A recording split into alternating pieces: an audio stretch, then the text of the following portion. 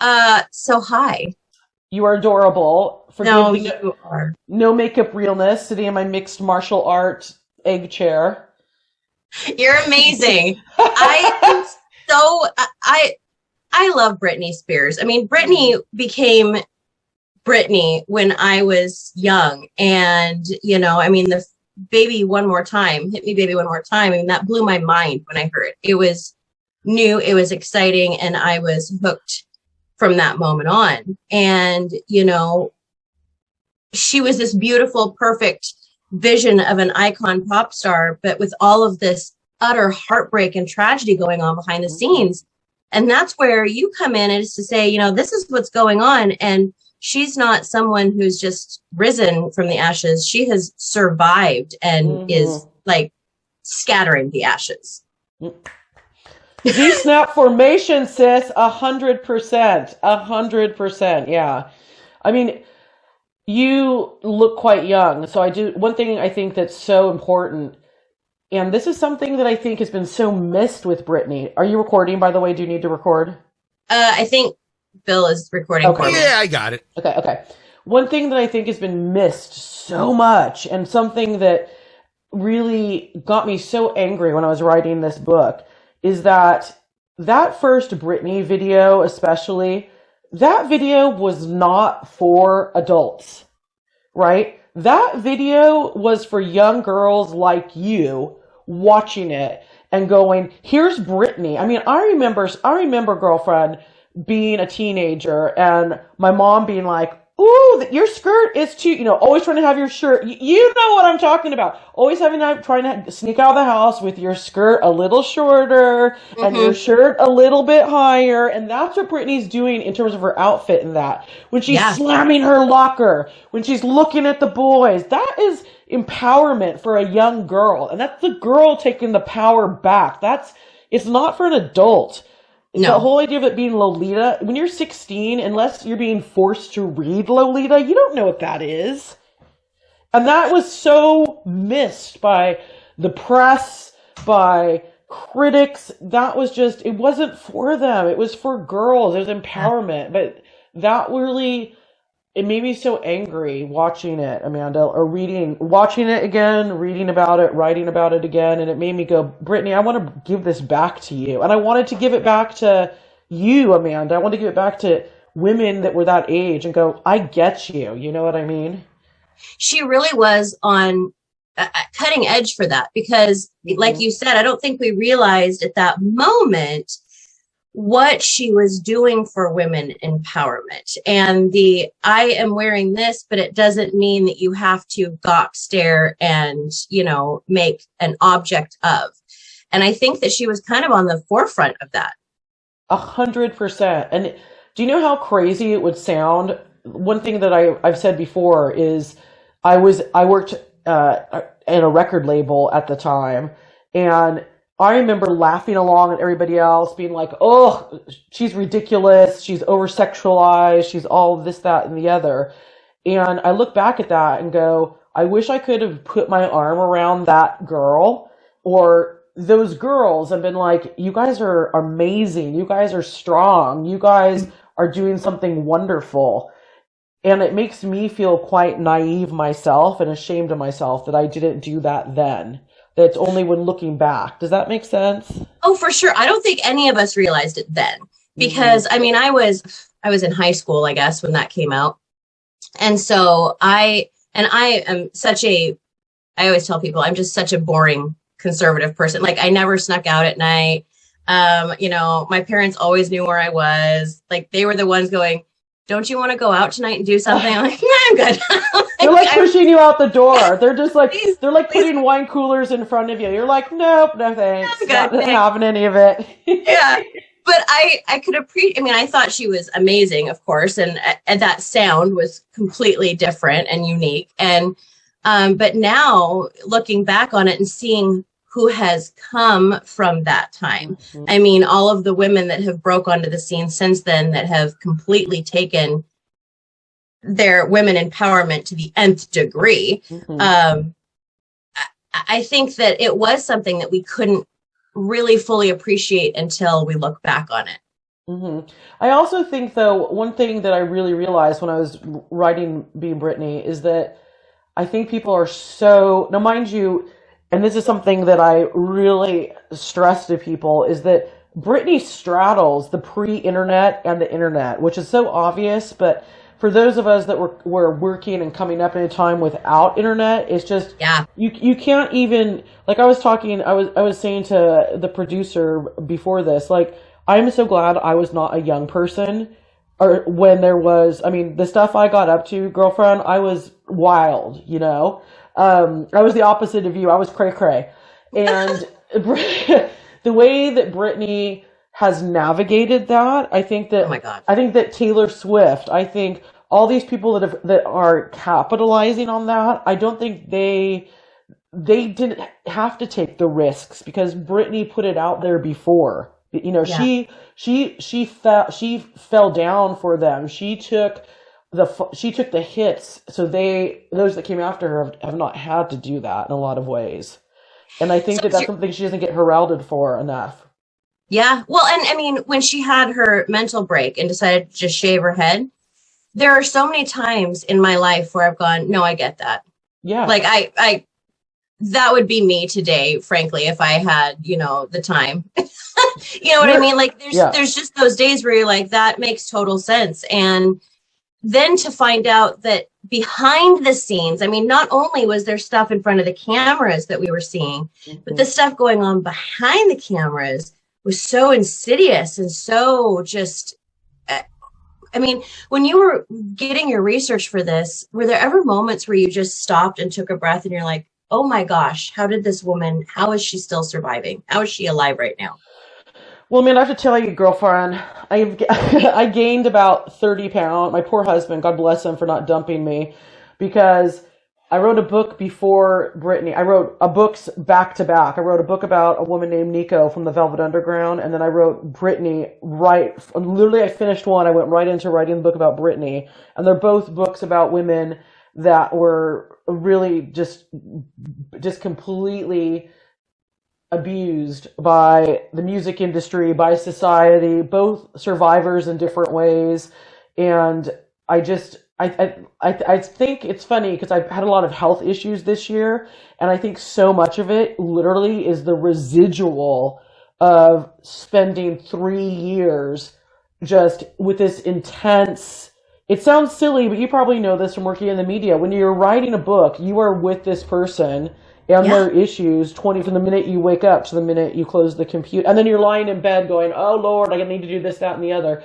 So I spent 3 years with these two women that had been really done wrong by a lot of people. And it was very, very difficult and very, very emotionally taxing. And I also gained about 30 pounds eating and drinking. So, it's just it was very hard, and that probably sounds really silly, but I also felt quite powerless, if that makes any sense. And I also felt quite guilty, like I said, because when I was younger, I didn't do anything about it. I think that it shows a true testament to who you are as a writer, that you would have any sort of physical um, change during this, because that Oh, just shows how incredibly connected you were to this project, and that this is not just some book that you threw together. You lived through her pain to write this book. Um, the conservatorship, uh, I don't think any of us knew. Well, I mean, maybe I was just naive, but I didn't know until just the last couple of years that that was a thing. And I thought, mm, wait, what, what are you talking about? Like, hmm my dad was my best friend and like the most amazing human. And so in my mind, all dads are everyone's best friend and the most amazing humans. And then you hear this, and you're like, whew, gross. What's going on here? I mean, and she survived that. hmm I mean, just to back up one, just to go back one quick step before the conservatorship, I would say one thing that was really difficult for me with with the book about Nico and then the Britney book too, is the way the press was here. Is I couldn't believe how misogynist, because I live in the UK, I couldn't believe how misogynist a lot of the press was about Britney and about Nico and about me in the press write-ups about it. So it's like I'd written these books about people that had been just, again, like, like I'm probably quite similar to you in this way. Like I'm like I know there's misogyny out there, but I've just always gotten on and done my own thing. I've just gotten on with it. I've not really because I don't really have a choice. You just get on and do your thing, you know. Yep. And Yep. so to have so much of that, like like I had to deal with it when I was working on this and how it impacted these two women, and then to have people writing about me and then writing about these two women I spent so much time with in real time in such a disrespectful and harmful way was really difficult. And I remember calling up like two people I became really, really close with last year. One was Shirley Manson from the band Garbage, and the other one was Susanna Hoffs from the Bangles, calling both of them literally crying and being like, how can they read these books and then write this? How can people read even like a bio about me and then write this about me? Like, I was just like, how do you guys, here are two women that are like icons, how, like Shirley and Susanna, how have you guys like dealt with this, you know? And then going back to the thing about the conservatorship, you really kind of just, like, you don't think of a parent as going to be someone that does you harm. You don't No. think you think the law is there to help you. You don't think this can happen. And that's the thing that's the most terrifying about the Britney conservatorship is that if it's happening to her, you realize all of us are in danger. And that is the thing I think that fascinated people so much about the conservatorship and scared the living daylights out of me about the conservatorship, and probably you as Yeah. well, you Yeah. know? So I totally feel you on that. One thing that's disappointed me a little bit is that Brittany said when she got out of the conservatorship, she said, I'm definitely going to work to help bring a visibility and awareness to this. And she hasn't done much of that since she got out of the conservatorship. Now, I can't really hate on her too much for that because it's not even been a year.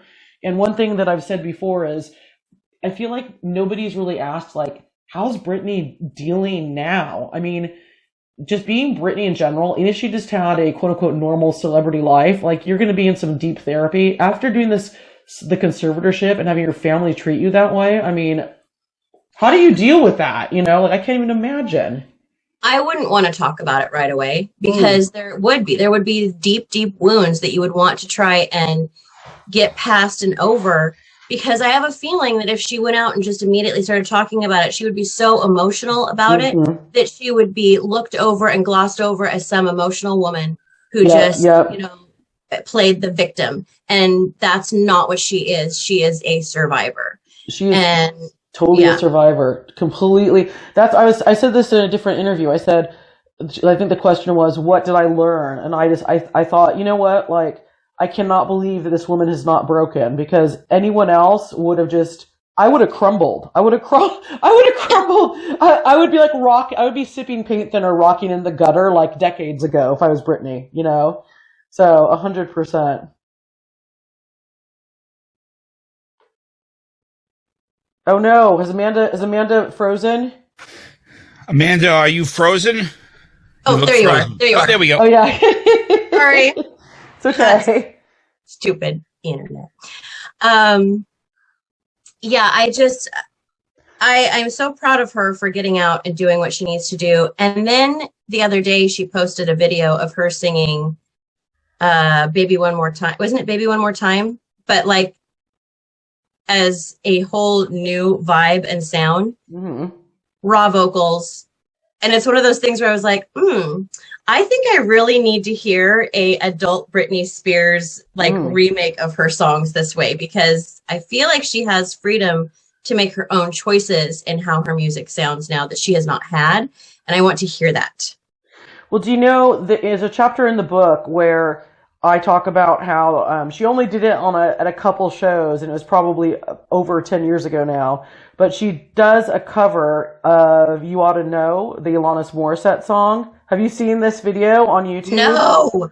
Girl, oh my God, go to YouTube as soon as you can. Look up Britney Spears, You Ought to Know. It's shot by some fan video. It's like a fan camera. So it's like shaky, shaky video. And Britney looks beat down, but in all the best ways. Like her hair extensions are kind of cray. She's wearing these pants. I do not know. These pants are so low rise. I do not know how no butt crack is showing. It is like a modern miracle. And she comes on, and it's just her. and like there's no pyrotechnics, there's no dancers at first, and she is singing. And I know this sounds ridiculous, but it's exactly what you just said. We're not used to hearing Britney sing. It's always through a box, and it's her singing, and the vitriol and the angst. Oh, it is brilliant. It is so, because you're just like, girl, yeah, you tell him. And I mean, she is. Alanis is my girl. I love Alanis, but Yeah. Britney just tears that song apart, and you realize you're like, Britney has gotten so far away, like from singing, and she's a fantastic singer. It's exactly what you said. Now she can actually go to being a singer again. I cannot wait to hear more from her. I can't wait to read more from you. Oh, bless you. Tell people how we can find your book, and I'll be amazed at your power and at her power. Oh, thank you so much. Well, you can find it at any good bookstore or on Amazon. Being Britney, Pieces of a Modern Icon. Thank you so much. Do you have someone in mind that you're going to work on next? You know what? I've had a couple ideas. Don't me to tell you? I do. I have one that nobody seems to. I don't know. You can tell me if this is a good one. I have two ones I'm thinking. One is the retelling of Doris Day, the Hollywood icon. Here's why, and it's kind of been a slow one. People are like, oh, she's old. No one knows her. But what are you gonna say? She's an icon. Well, because here's the thing. I grew up in Santa Cruz, and Carmel, where Doris lived the last part of her life, is an hour south. And so my family's friends of Clint Eastwood, so I could get some great new interviews with Clint Eastwood. I have Elton John signed up to give some interviews for me, and I have Paul McCartney. So I'm like, what's not to love? Yeah. So I have that. That's a maybe. I'll do. My other idea, though, is doing a book like the oral history of women from the 90s rockers. So I've been talking to Shirley about this. So I have Shirley. I really want to get Alanis on that, but like just kind of that like pre-internet. So that kind of vibes. Which one do you like better? Oh God. They're both, I mean, just do both. Who do you think I should? Yeah, who do you think I should do? Do you have any ideas? Who would you like a book on? Doris Day I find fascinating because of the whole Rock Hudson thing, of the whole like early, the women in music and television and movies, how they were treated, how they were made to feel, how they had to look.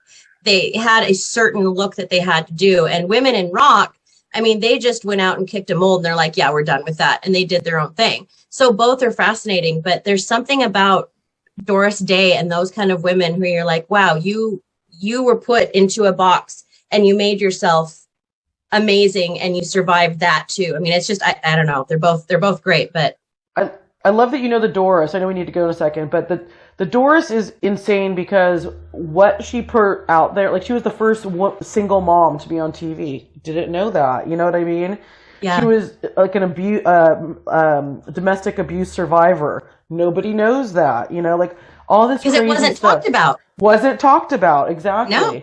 So it's kind of like I just think she's so. And then at the height of her, this is the part I find the coolest. Like the things that we're taught that are so important is to be famous. At the height of her fame, she's like, "Adios, Hollywood. I'm over you. I love dogs, and I want animal welfare to be on the agenda at the national level." So she leaves Hollywood. She's like, "I love this place, Carmel. I'm just gonna go there." And so she bails on Hollywood and moves to Carmel and starts a dog sanctuary. Who does that? It's like so rock and roll. I love it. That's it. She was the precursor. She is. She chipped through those tulips and just owned it. Yes, I have to follow you. By the way, are you on the Insta or the Twitter? I am. I'm on the Insta under Ms. Bacon, and okay. yeah. Mm-hmm. And then I have a fan. You're nasty. Give me a B. Tell people all the time. Nobody gets it. Thank you for getting that. Well, I totally get it. Oh, well, you are the best. I appreciate you so much, and I look forward to more chats about amazing books that are coming from you. Right back at you. You have a sister from another mister over here in the UK, okay? Awesome. Thank you so much. You are an absolute legend. You, my friend, continue to rock on. Okay, lots of love, sweetie. I'll talk to you soon, okay? All right. Bye, honey. Bye, sweetie.